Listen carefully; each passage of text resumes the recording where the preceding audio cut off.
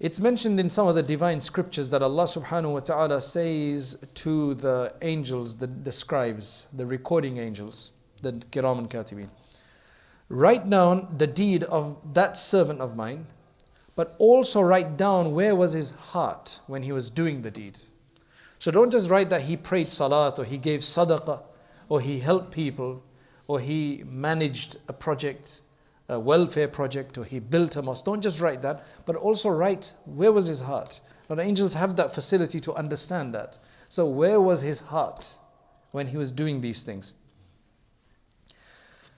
The reason for this, he says, why you should write that is so he can take his, then he can go and take his reward from the one in whose presence his heart was when he did the action.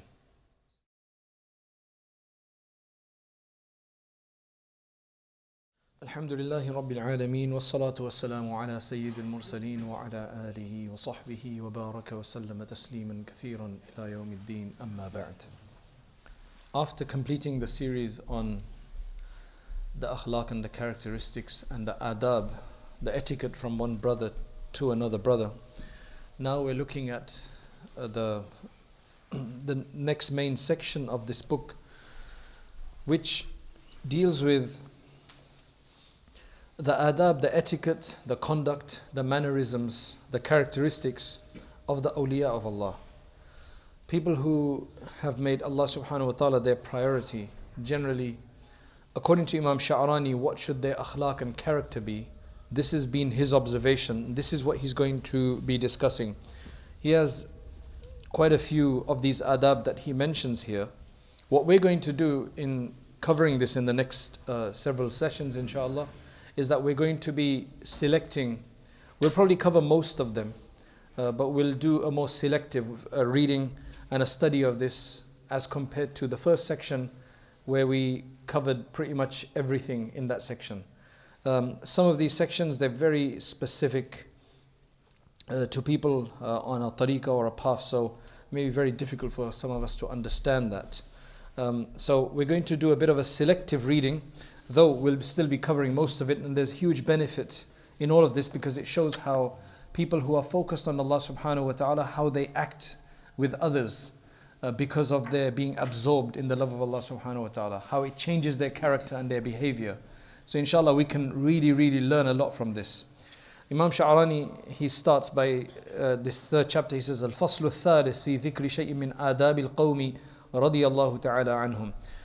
This is the third chapter in which we mention some of the adab and the etiquette of the qawm. And he's defined qawm many times before, which is that it's people who are seeking Allah subhanahu wa ta'ala, which should be all of us.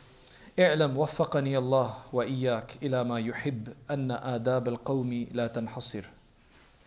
He starts off by saying that you should know this right from the beginning, that the etiquettes of the awliya of Allah, they cannot be enumerated. There's no way to encompass all of them and record and list all of them. May Allah subhanahu wa ta'ala give me and you the tawfiq and the divine enablement to whatever He is pleased with. May Allah allow us to do deeds that He is pleased with. The reason he says that they cannot be compiled together and brought together, all of them, لأنها مجموع ما في الكتب الإلهية والأخبار النبوية والآثار الصحابية والسلفية، ولكن نذكر لك شيئا من آدابهم تبركا وفتحا للباب فنقول وبالله التوفيق. The reason is, he says, because they are, if you look at the adab of the etiquettes of pious people, they are a combination and a collection of everything that you'll find in the divine books. All of the good character that is encouraged in the divine books, in the Qur'an and in the previous books as well that we know about, and also what is understood in the prophetic narrations, in the hadith, and also what you hear from the Sahaba, their athar, narrations from the Sahaba and from Salafiyya, which means and from the people of the past. It's a collection of all of those things. So we can't combine and bring all of it together. However, we will mention to you some of their adab. We will list here some of their adab tabarrukan, to obtain some barakah and blessing. That's what you call tabarruk, to obtain some blessing. And وَفَتْحًا لِلْبَابِ, and just to open the door for you. Just to open the door for you so that you understand some of these. And then after that, inshallah, the rest will be open to you. And we begin and we ask, and with Allah is all tawfiq, divine providence is from Allah subhanahu wa ta'ala. فمن آداب القوم من آداب القوم أن يفروا في جميع الشدائد إلى الله تعالى قبل جميع الخلق. First and foremost is that in any calamitous matter, whenever something afflicts them, anything disastrous that takes place, anything painful that happens, they first run to Allah subhanahu wa ta'ala before going to any of creation. So whenever anything that is difficult confronts them, they face some difficulty, their first port of call is to think about Allah subhanahu wa ta'ala. The wonderful thing about Allah subhanahu wa ta'ala, you don't have to do anything. You don't have to go to anybody's door. You don't have to come out of your house. You do not have to ring anybody. You don't have to pick up your phone. All you have to do is just turn your heart and your mind to Allah subhanahu wa ta'ala and pray to Him. So this is the first, it's supposed to be the most easiest thing, yet for some reason it is the most difficult thing. It is the most difficult thing. But these are the people who've been able to take this facility and use it, and thus immediately they turn their attention to Allah before asking any of the creation of Allah. لِعِلْمِهِمْ عَلَى الْكَشْفِ وَالشُّهُودِ أَنَّ بِيَدِهِ تَبَارَكَ وَتَعَالَى مَلَكُوتَ كُلِّ شَيْءٍ. Well, the reason they can do this is because it has become completely clear to them. They have full knowledge based on unveiling and based on witnessing. Meaning they have had experiences in their life based on the adhkar that they have done, which has made it very clear for them that Allah is behind everything. That the malakut means the sovereignty, the ownership, the power, the control of everything is in the hand of Allah subhanahu wa ta'ala. So if everything is controlled by Allah, why go to a secondary person? When everything is then directly controlled by Allah anyway. So they've understood this based on full yaqeen and witnessing. Now this tells us one thing, that the only way you can get to this level where you'll think of Allah first in anything is if the heart is prepared for that. And the heart can only be prepared for that if we've done enough dhikr of Allah to depollute and cleanse the heart. A pure heart will always think about Allah subhanahu wa ta'ala first. بِخِلَافِ غَيْرِهِمْ, as opposed to other people, فَإِنَّهُمْ لَا يَرْجِعُونَ إِلَى اللَّهِ إِلَّا بَعْدَ الْوُقُوفِ عَلَى خَلْقِهِ. Other people, they will not resort to Allah. They will not turn to Allah until after they have stood by others of His creation. Until they've exhausted all other possibilities. That's why one man seen making dua as soon as his son died, not crying but composed and talking to Allah subhanahu wa ta'ala. Somebody said, how come you can do this? He said, I'm doing what you will do after 3 days. First you will just cry, wail, lose yourself. Then after that you'll realize that nothing is going to happen. There's nothing that you can do. Then you'll turn to Allah subhanahu wa ta'ala. I'm turning to Him right from the beginning. So these are people who are connected to Allah. And this, just as a clarification, it says they turn first to Allah. That doesn't mean that they don't ask for help from people, necessarily. That doesn't necessarily mean that they don't ask for help from people. But their mind first and their dua, their prayer, their hope and their reliance is first on Allah subhanahu wa ta'ala, even if they go and seek help from others afterwards. Not after trying with everybody else, then you ask Allah. So that's the first point, he says, is one of the first akhlaq and characteristics of the people of Allah. That's why Allah says in the Qur'an, فَفِرُّوا إِلَى اللَّهِ فَفِرُّوا إِلَى اللَّهِ إِنِّي لَكُمْ مِنْهُ نَذِيرٌ مُبِينٌ. Run, hasten, rush to Allah subhanahu wa ta'ala. ومن آدابهم, the second point he makes here is جميع الحواس والقلب حال العمل. جمع الحواس والقلب حال العمل فقد ورد في بعض الكتب الإلهية يقول الله تعالى للملائكة الكرام الكاتبين اكتبوا عمل عبدي فلان واكتبوا أين كان قلبه حال العمل ليأخذ ثوابه ممن كان قلبه حاضرا معه. Now this one, he says that another of their characteristics, the first one was about turning to Allah first. The second one is about ikhlas. He says their characteristic is that they will concentrate all their feelings all of their mind and the consciousness of their heart when doing an action for Allah subhanahu wa ta'ala. Their mind and heart in any deed that they do is focused on Allah subhanahu wa ta'ala. It's mentioned in some of the divine scriptures that Allah subhanahu wa ta'ala says to the angels, the scribes, the recording angels, the kiram and katibin, write down the deed of that servant of mine, but also write down where was his heart when he was doing the deed. So don't just write that he prayed salat, or he gave sadaqah, or he helped people, or he managed a project, a welfare project, or he built a mosque. Don't just write that, but also write where was his heart. Now the angels have that facility to understand that. So where was his heart when he was doing these things? The reason for this, he says, why you should write that is so he can take his, then he can go and take his reward from the one in whose presence his heart was when he did the action. So if you write it down, then on the Day of Judgment you can say, look, you did it for this person or that person or these people or the whole world to see on TV or whatever it is. Go and ask your reward from them. So all of this is recorded. So Allah subhanahu wa ta'ala says in the Qur'an, وَمَا أُمِرُوا إِلَّا لِيَعْبُدُوا اللَّهَ مُخْلِصِينَ لَهُ الدِّينَ. The only command they were given is just do some worship for Allah alone. That's the command you have. That is your responsibility. Just do your worship for Allah alone. When you do a worship, do it for Allah alone. Don't do it for anybody else. That's why the Prophet ﷺ said that Allah doesn't look at your deeds. He doesn't look at your wealth. He doesn't look at your outer action. He doesn't look at your outer action and your forms.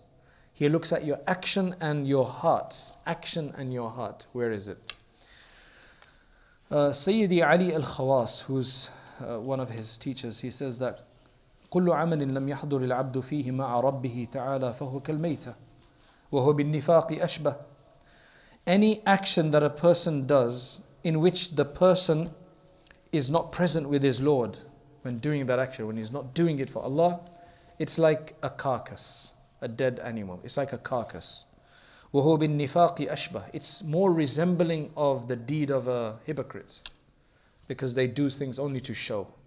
So although this man isn't this person isn't a premeditated munafiq, he's not trying to hide his deen, but his action is like that of the munafiq. Right? So although he is a true believer inside, he hasn't got his actions purified yet. وَذَلِكَ لِأَنَّهُ يُوهِمُ النَّاسَ أَنَّهُ مَعَ اللَّهِ حَالَ مُنَاجَاتِهِ. Why does it resemble nifaq and hypocrisy? Is because he is giving the impression to people when he is doing this worship that he is with Allah. When he's doing this good deed, he is indicating to people that he is doing it for Allah. He's not saying, I'm doing it for you people. His expressions show that he's doing it for Allah. But inside he's not, because he hasn't focused on the inside. He's only focused on creating the outer action. He's not acted on purifying the inner focus. There are two deeds that we must do. So what we're learning today is that there are two actions within every action. There are two aspects.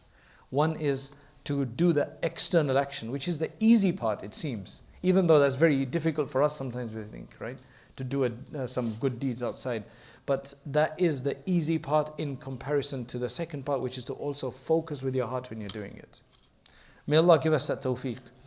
So he's saying that because he is giving the impression to people that while he is seemingly engrossed in this intimate discourse with Allah subhanahu wa ta'ala, he is in reality with the people in his mind and heart.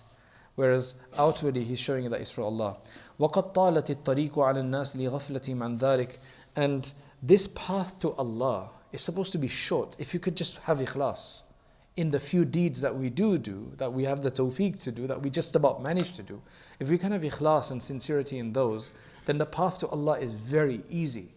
That's why some of the Sahaba were not known to do lengthy worships, but because of the ikhlas that they had, they're able to get closer to Allah than other people. And that's why he's saying the path to Allah has become long for people because they're heedless about this inner dimension. That's why we do so many acts sometimes and we don't feel ourselves closer to Allah because the ikhlas is missing. فَحُجِبُوا بِالْأَعْمَالِ عَنِ الْمَعْمُولِ لَهُ.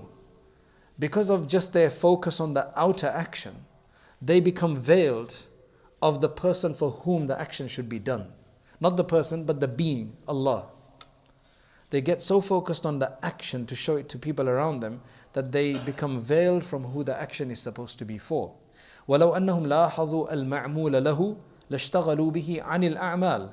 If they became focused on the one for whom the action is being done for, then they would have not been so obsessed with showing the action to others. A simple example of this, somebody said to me that he's got very good, he's learning he's becoming more practicing, and because he's studying Arabic and he's studying tajweed, now when he goes to work, they generally put him forward because they've discovered he has good tajweed, and when somebody else leads the prayer, because their tajweed is a bit corrupted, he feels inside that he's superior to him. This is the person asking himself that he feels he's superior to this person. So, what should he do? How does he deal with this? Because this is obviously creating some kind of arrogance and show off in his mind, even though he's doing a good deed and everybody's recognizing his good deed. So, the response to that is very clear. When you're standing in front of Allah subhanahu wa ta'ala, focus in front of you, to whom you're praying. If you've been given a good voice, don't focus on who's behind you and what they may be saying. They can continue to say that, and they will say that whether you have an intention for them to say that or not. If you've got a good voice and you think you've got a good voice or a good recitation, then people are going to comment anyway, because just by you having a good intention that I'm doing this for Allah only, it will not stop people from praising you. You're not doing it for that reason, but what I'm trying to say is that our focus should be in front of us on Allah, not on the people behind us.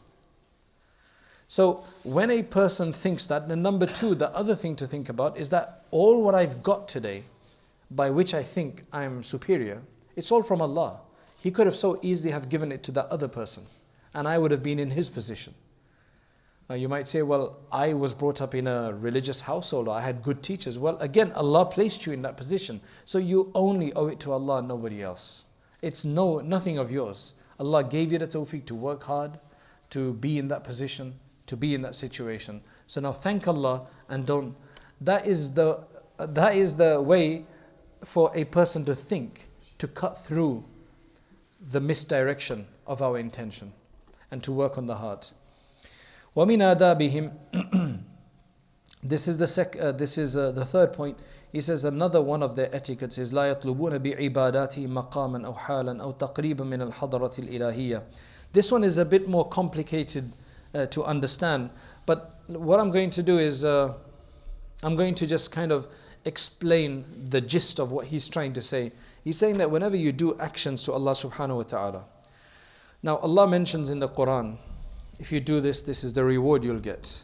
In the hadith, you have so many narrations that speak about, if you do these deeds, these are the rewards that you will get. Now, for the people who are really advanced in this regard, they stop looking at reward specifically. They start focusing on something even higher than reward. They start focusing on the pleasure of Allah, that Allah must be happy with them, and that I am a good servant of Allah. Because as a servant of Allah, whether Allah gives me a reward or not, it doesn't make a difference. Because I am just a servant of Allah, I need to just do what my master tells me.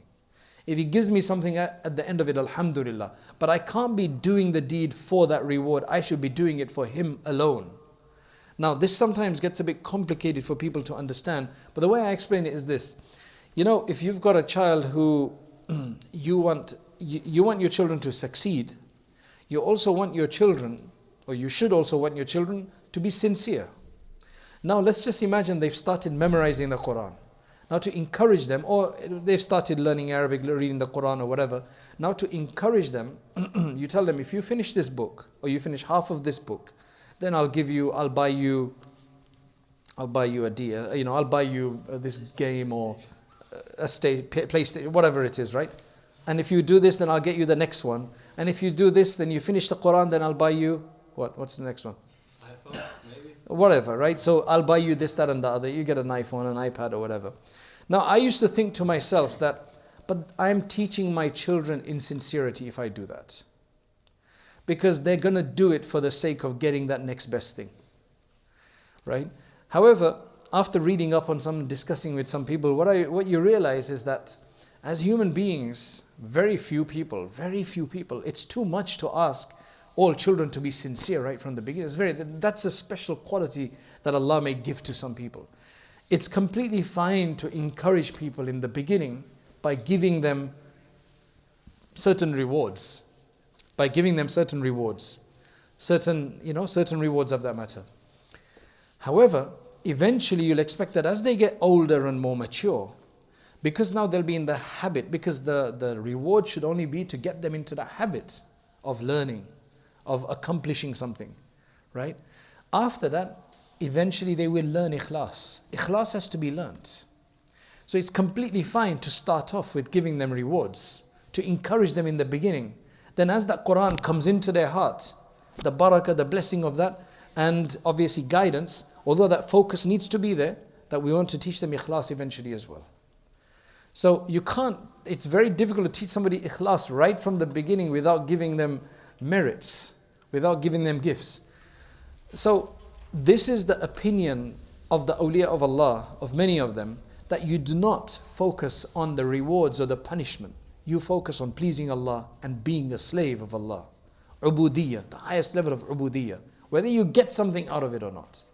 That should be the whole focus. Based on all of that, he's discussing this. It might sound very heavy and intense for some people, that what is he saying? We shouldn't do for this reward and that reward, right? But I'm just saying that for the people of Allah, that reward goes by the wayside afterwards. They just focus on Allah subhanahu wa ta'ala, which is then you get the reward anyway. That's why he says here, وَلَا تَنْظُرُوا إِلَى ثَوَابٍ فَمَنْ نَظَرَ إِلَى ثَوَابٍ فِي أَعْمَالِهِ عَاجِلًا أَوْ آجِلًا فَقَدْ خَرَجَ عَنْ أَوْصَافِ الْعُبُودِيَّةِ الَّتِي لَا ثَوَابَ لَهَا إِلَّا وَجْهَ الْحَقِّ عَزَّ وَجَلَّ. He's saying that anybody who focuses too much on the reward of his deeds, whether for an advanced reward or a later reward in Jannah, he is out of the characteristics of servitude, of slavehood. He's not a true slave then, because he's doing it for perks, for reward. It's another way of looking at it. And he says that slavehood, the only reward for slavehood is the pleasure of Allah subhanahu wa ta'ala. That's what you want ultimately. The next one, ومن آدابهم تفتيش أعضائهم الظاهرة والباطنة صباحا ومساء هل حفظت حدود الله التي حدها لها أو تعدت وهل قامت بما أمرت به من غض البصر وحفظ اللسان والأذن والقلب وغير ذلك على وجه الإخلاص أو لم تقم. The people of Allah, they are constantly vigilant. They do not rest. They do not reach a certain position and think, that's it, I am completely safe now that could never commit a sin anymore. It's only deluded people who think they are at such a level that now they can start putting themselves into places of fitna and be safe. That's why you see a lot of people, the fake peers as they call them, that think they're at the level where they can now intermingle with women, for example, put their hands on their head, and everything else, and it's all safe and good and easy. That they're at a level where they are pure now. Fitna is open to everybody except the prophets. So the real awliya of Allah, one of their adab is they are constantly invigilating their external limbs. What am I doing with my tongue, my eyes, my ears, my feet, my hands, and everything about me? But also, how is my internal behaving? That means my heart and my mind. What kind of thoughts are going through my mind? Where is my heart? Do I have a greed for this? Do I have a lot of jealousy for someone? Do I have enmity? Do I have an excessive anger? They're thinking about all of this morning and evening. They are asking their body parts, external and their internal faculties, have they been mindful of the boundaries of Allah that Allah has set, or have they transgressed those boundaries and have they gone beyond that?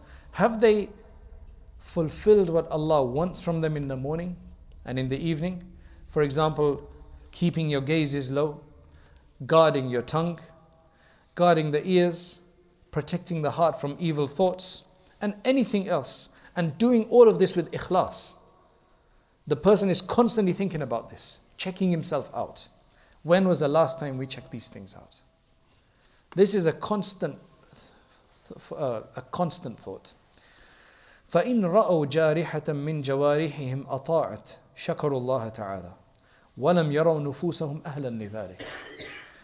Now, if they do find, alhamdulillah, that yes, I have kept my gazes low. I didn't listen to anything haram. I did not swear, I did not curse, I did not say anything bad. If they find that their limbs have been obedient, their internal heart and mind has also been obedient, then they will thank Allah. The reason they thank Allah is because this can only come from Allah. Now they thank Allah without thinking that they have the ability to thank Him enough for what He's given them. So even their thanks has shortcomings, they think. Because to thank Allah for what He's given us. Like Ibn Ata'illah, he says that you hope for reward for your deed.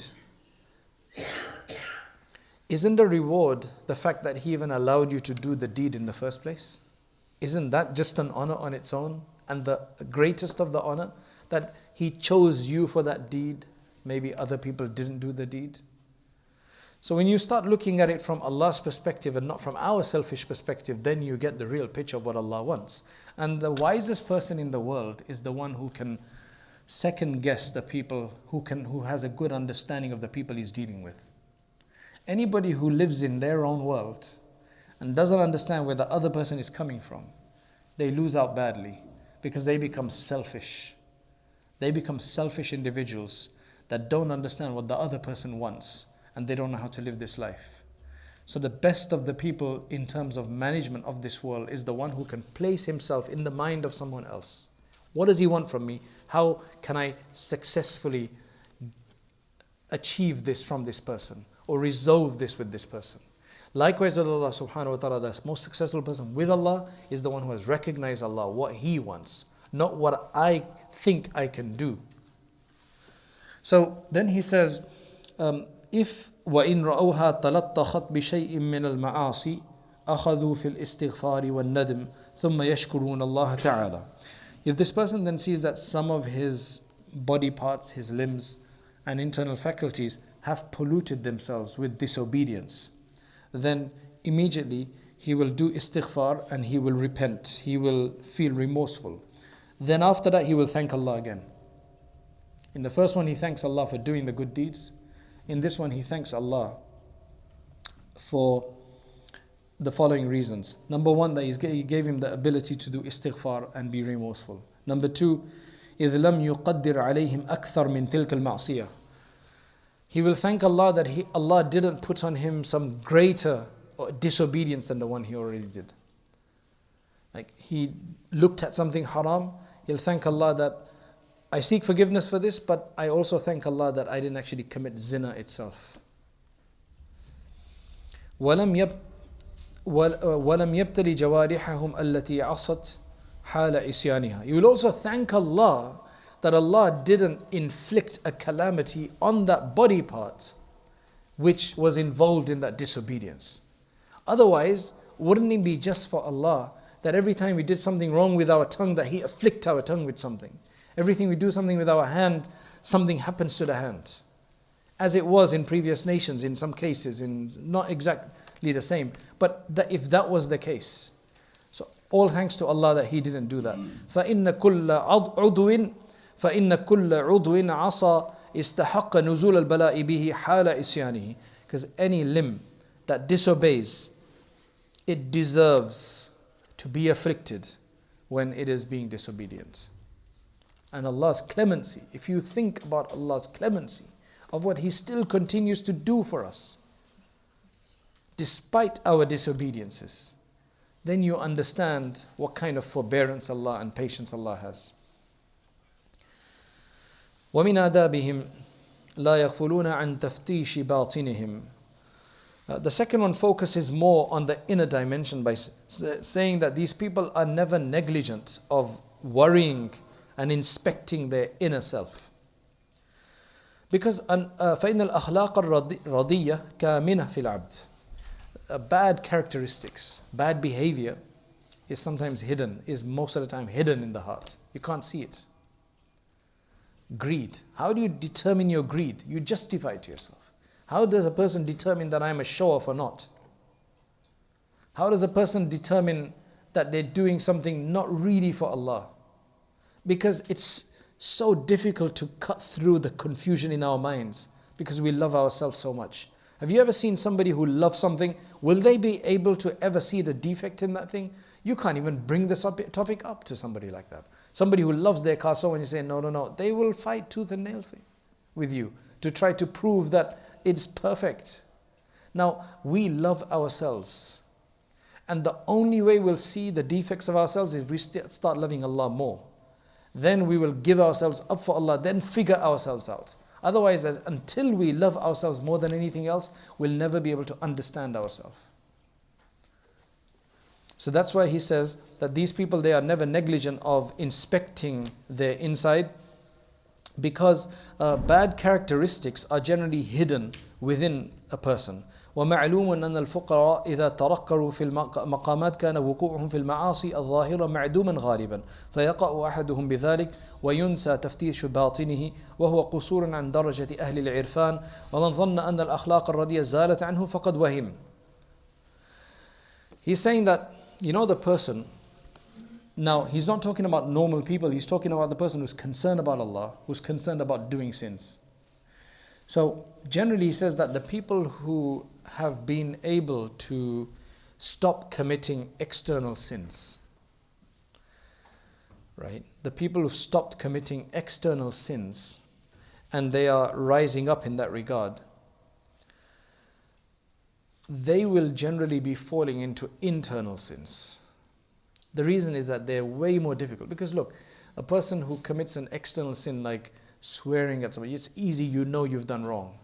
Hitting somebody, you know you've done wrong, so you can abstain from that. Looking at something haram, you know you've done wrong, so you can abstain from that.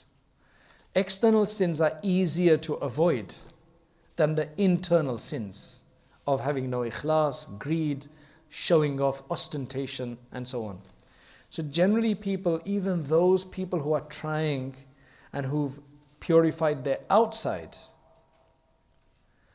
they will fall into this. And in some cases, they will forget to think about their inside as much. So then what happens is, they don't get higher. This is a level below the level of the people who have truly recognized Allah. The people who have also purified their inside.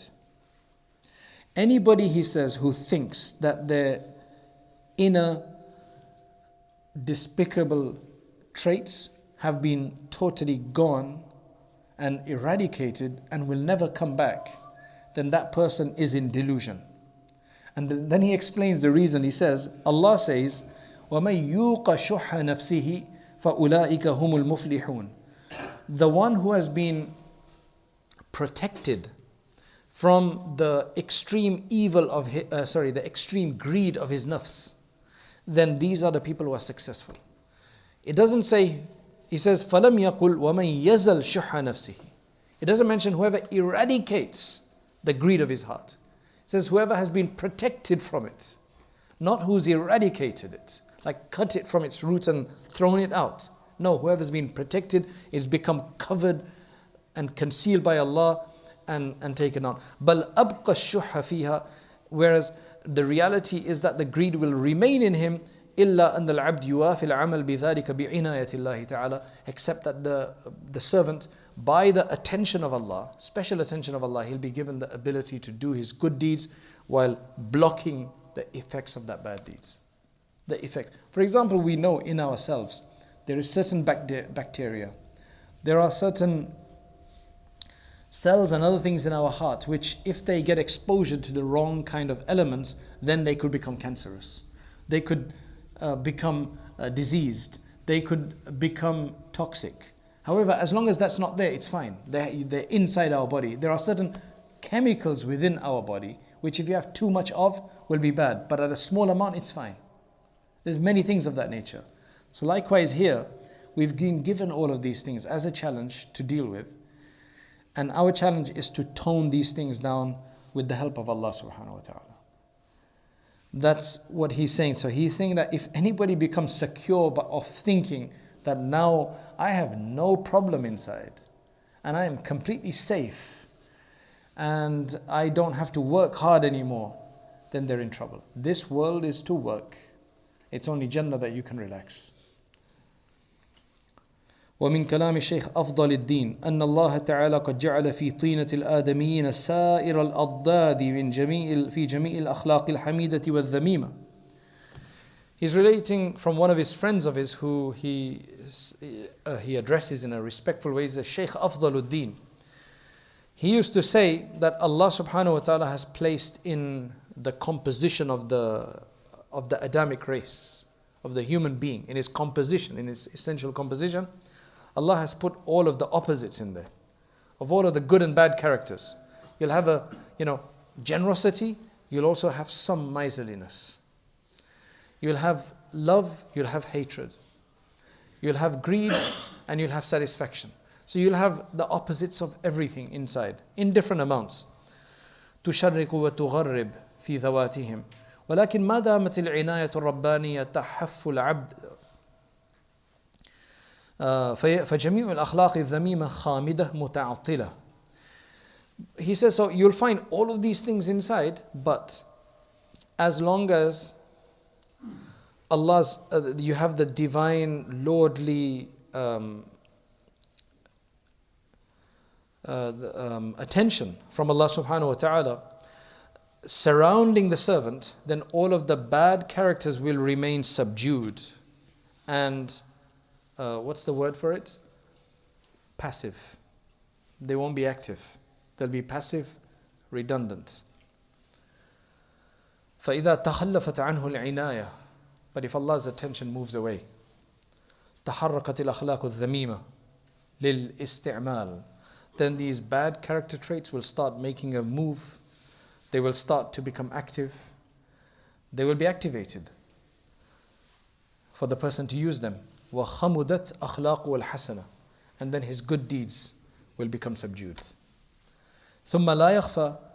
Now he says that although this is in the human being, but one has to remember this, أن طينة الأنبياء عليهم الصلاة والسلام قد طهرها الله من سائر الرذائل بسابق العناية فافهم وإياك والغلط.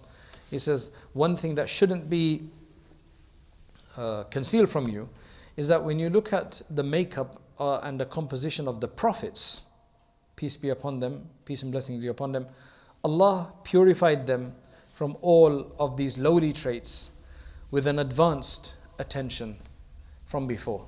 So make sure that you don't start thinking that you don't fall into this error of judging the prophets also in the same way. The prophets have a special attention for that. I think we'll stop here for today. May Allah subhanahu wa ta'ala give us an understanding of these characteristics. Allah allow us to think about ourselves in this regard and to benefit ourselves from this and improve ourselves through this. May Allah bless the author. May Allah bless the author for all the great work that he's done and these great words that he has written. Wa akhiru da'wana anil hamdulillahi rabbil alamin. The point of a lecture is to encourage people to act, to get further, an inspiration, an encouragement, persuasion. The next step is to actually start learning seriously, to read books, to take on a subject of Islam and to understand all the subjects of Islam, at least at their basic level, so that we can become more aware of what our deen wants from us. And that's why we started Rayyan courses, so that you can actually take organized lectures on demand whenever you have free time, especially, for example, the Islamic Essentials course that we have on there, the Islamic Essentials Certificate, which you take 20 short modules, and at the end of that, inshallah, you will have gotten the basics of most of the most important topics in Islam, and you'll feel a lot more confident. You don't have to leave lectures behind. You can continue to leave, to listen to lectures, but you need to have this more sustained study as well. Jazakallah khairan. Assalamu alaikum wa rahmatullahi wa barakatuh.